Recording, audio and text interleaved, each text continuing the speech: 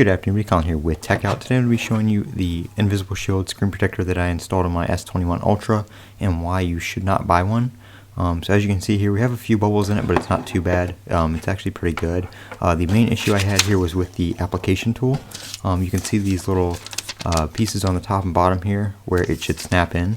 And well, they tell you to remove tab 1 right there, as you can see, and pull tab 1 off and then put it on the tool with your phone in there, obviously. And what happened when I pulled tab 1, which is this piece right here, is this film came off, which is the screen protector itself, the top of it, and this came off of it as well with the pieces that are supposed to attach it to the tool.